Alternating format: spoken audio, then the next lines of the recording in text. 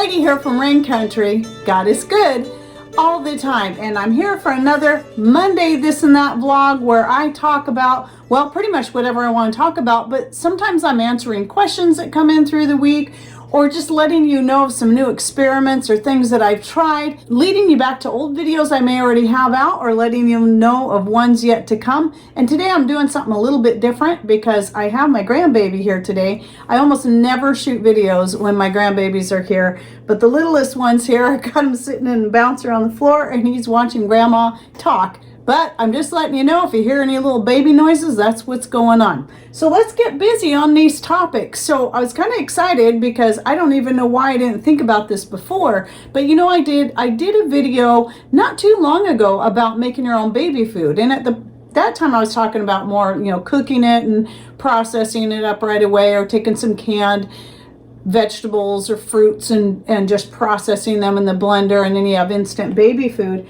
And then you can freeze in little jars like this. And I also talked about how easy it is to make some kind of baby cereal, whether it be oat or rice or barley or whatever. And it's simply by powdering up or even just using a flour.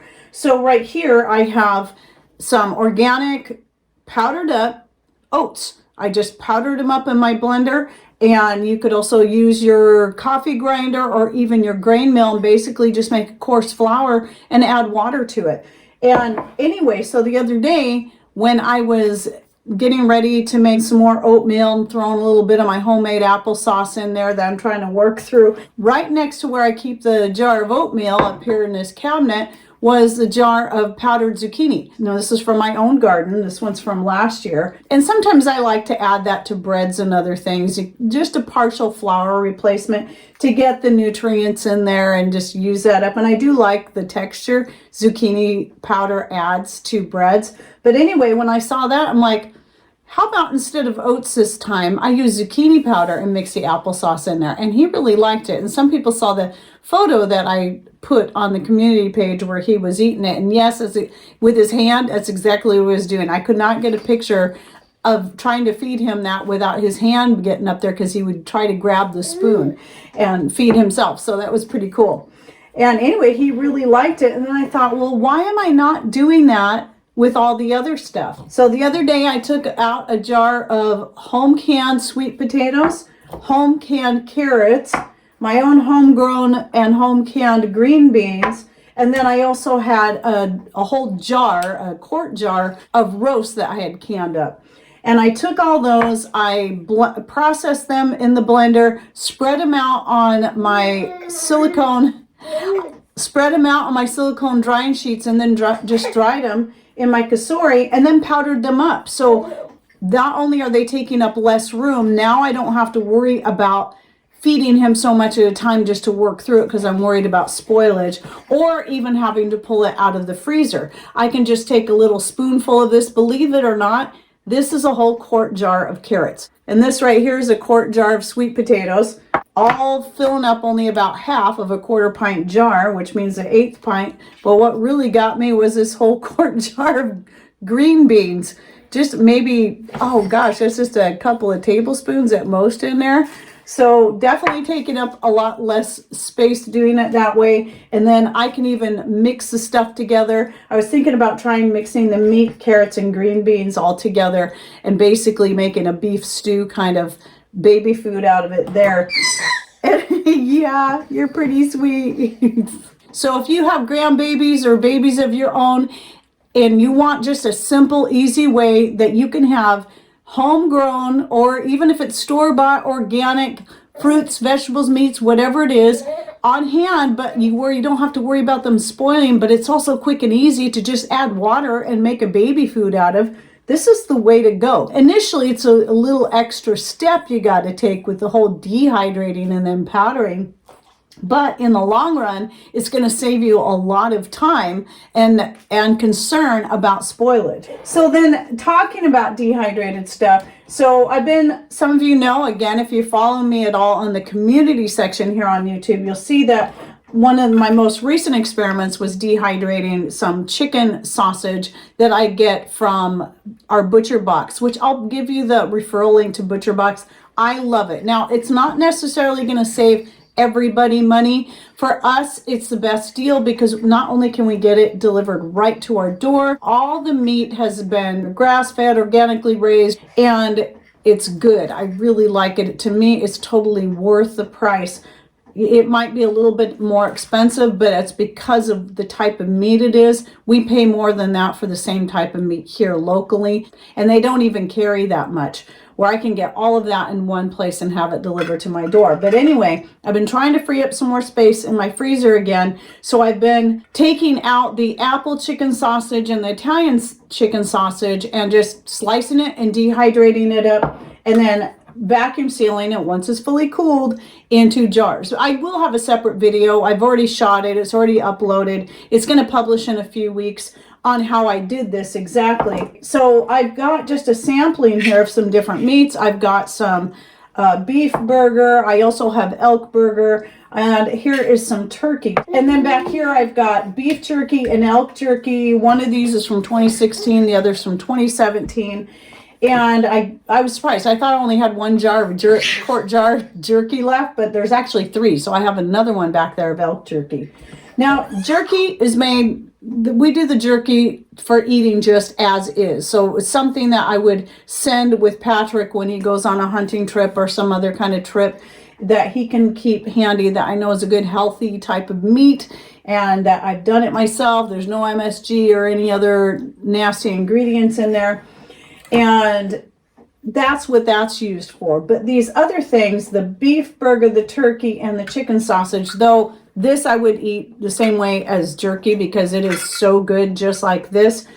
This I'm also have plans on using to cook with. In fact, just yesterday I made some ramen, which I'm going to talk about here in just a minute, and tried taking some of the stuff that I had a few pieces I couldn't fit into these jars.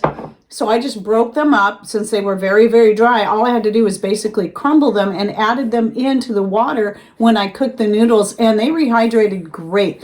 And I also added my own dehydrated turkey bone broth to that to add flavor, because the ramen noodles I'm using have no flavor packs. They're just plain ramen, no seasonings and no flavoring. So I like that because that way you can add your own and not have to worry about all the bad ingredients that are typically in the ramen packages. I find that the sausage, whether it be the ground sausage or the sliced sausage or the other types of ground meats, they rehydrate quite well, just tossed into soups, gravies, sauces, whatever it is you're making.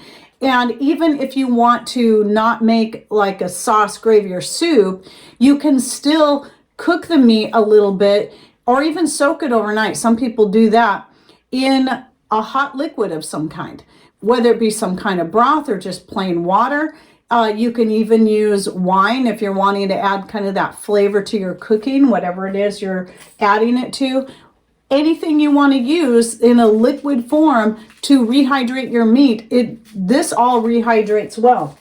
Then the other thing I have here is turkey. So a couple years ago, I did a video on dehydrating chicken. Now, I mostly dehydrated the chicken just so I could chew on it. It's very chewy, and I do like to snack on it that way, but it doesn't rehydrate well. But some people did say that if you pressure cook your chicken and then dehydrate it, it rehydrates well. But what I found, because I only pressure can, I don't pressure cook anything.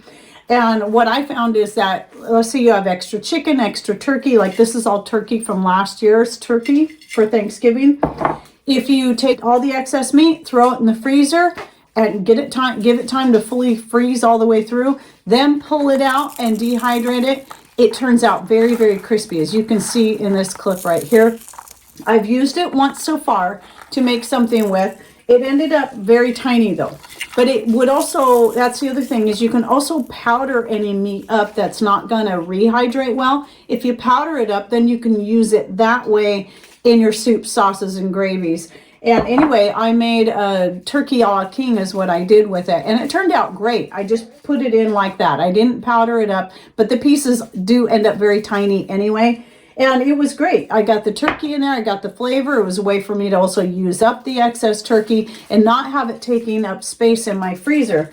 So after I got it all dehydrated, I, just like all of my other meats, vacuum seal it into jars. And the vacuum sealing is important. I had one jar that I'd been working through that I forgot to vacuum seal after after that and then went back to use it, and it was already starting to take on that kind of rancid type flavor. So people who are concerned about the fat, the vacuum sealing process is what prevents the rancidity. And you can even find that information if you go look on different university food preservation extension sites. And they'll tell you the same thing. Vacuum sealing does prevent rancidity when you're talking about foods with fat in them. In fact, the ground sausage I did, and I'll link to that video because I do have the video out on the dehydrating and storing the ground meats, and I left all the fat in the Italian ground sausage that I did. And oh, it is good. I've used it in a couple things so far and love it. As a result, though, I still have a lot like this right here. It's from 2015. And this is a beef roast that I chopped up. And I'm finally, working through some of that older stuff. But I still have a lot of elk that I canned up a couple of years ago. And I want to get a lot of that worked through because I don't actually use this as much as you think I would. It's good. I do like using the canned meat, but I want to make more room for dehydrated meats in my pantry and then still always keep a few jars of ready to eat meat like this. Because the nice thing about having it canned, you can eat it right out of the jar and it's great. Or you can pour it into it if you want to do a quick soup. Pour that in, a jar of carrots, a jar of this, a jar of that, green beans, corn, whatever it is you're canning. And all you got to do is warm it through and you have an instant soup or stew. So I do still like having canned things on hand for that purpose, especially if you're in a hurry. But the dehydrated meats actually rehydrate pretty quickly. So it does not take long at all, and it takes up so much less space in storage. So even though I was really big into wanting to can everything once I learned how to pressure can as well as hot water bath can, I got to where I was wanting to can everything. But now, several years later, I'm getting to where I'm wanting to dehydrate up as much as possible. I don't like everything dehydrated. A lot of my vegetables, some of them yes, some of them no. And fruits, when I dehydrate them, they're only for snacking on, like pineapple and banana.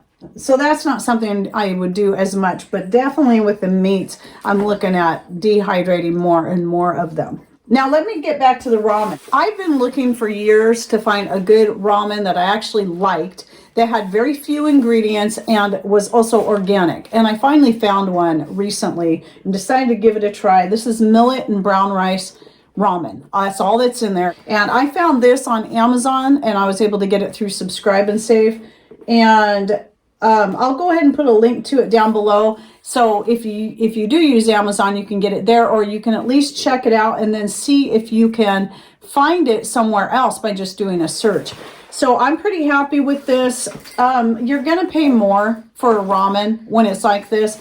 But, when you're talking organic, if you look at things like, the ramens, the really cheap stuff, even if you don't use their seasoning packets, if you look at the ingredients of just the noodles themselves, the ingredient list is super long. I cannot believe all the stuff that's in there. Where this is simply millet and rice and water. That was all that was used to make the noodles.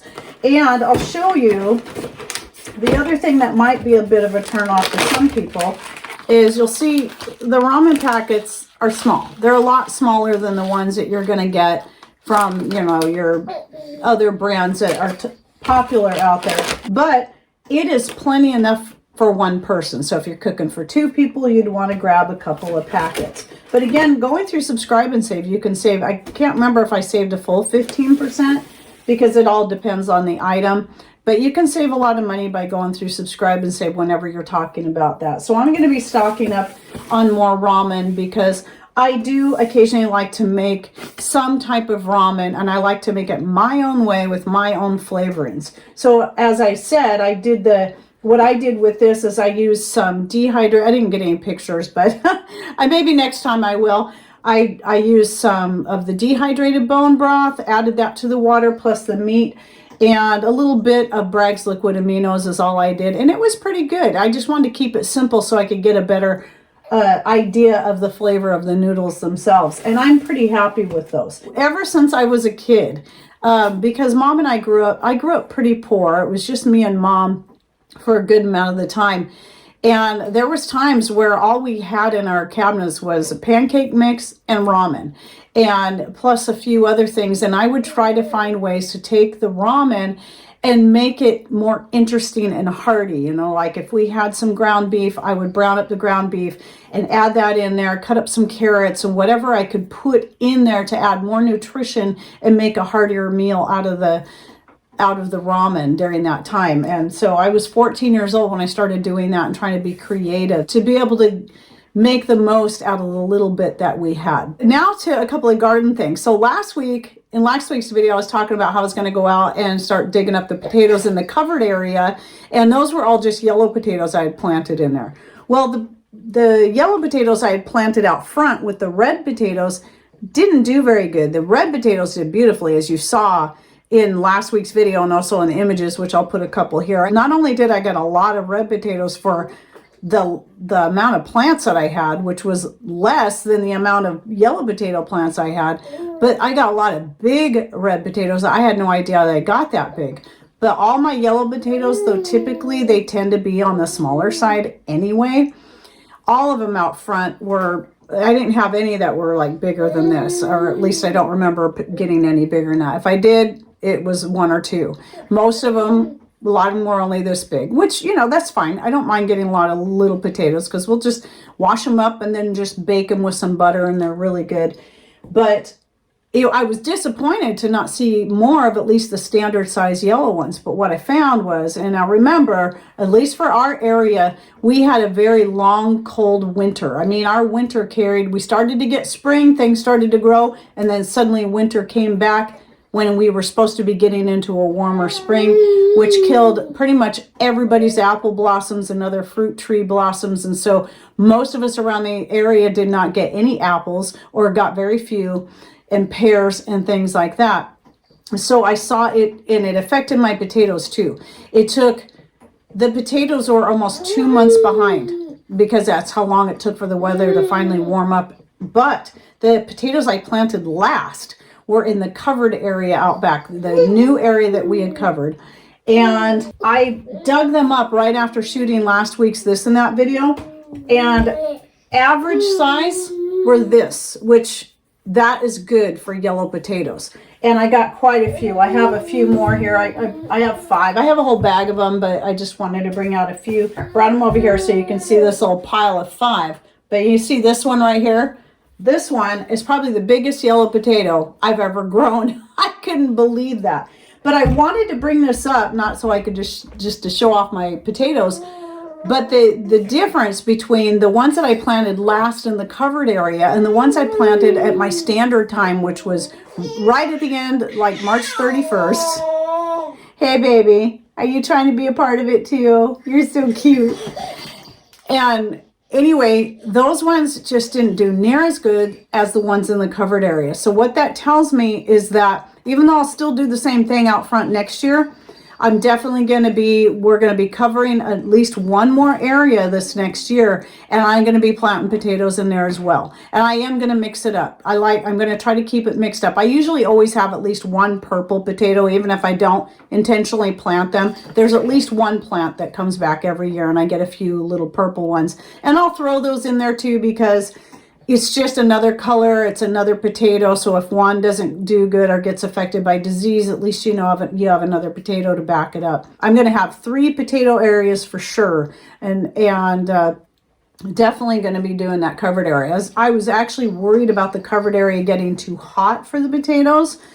And it didn't. They did beautifully in there, as you can see. And I was very happy. And there was just a few plants out there. I probably got twice as many potatoes out front than I did in back, but I probably had 3 times the amount of plants out front than I did in this covered area out back. So that tells me something right there. And again, for those who experience the colder growing season like we did, because I know quite a few people did, just some things you want to consider. Look at getting some more covered areas. I actually have a video, I think it's coming out maybe later this week, I don't remember, where I talk about things to consider for your 2023 garden, and that's one of the things I covered. So be watching for that video to come out maybe this week or next. All right, well, I hope you enjoyed my this and that for the week. If you have any thoughts on anything I shared here, go ahead and put them down below. And thanks for watching. Take care and God bless.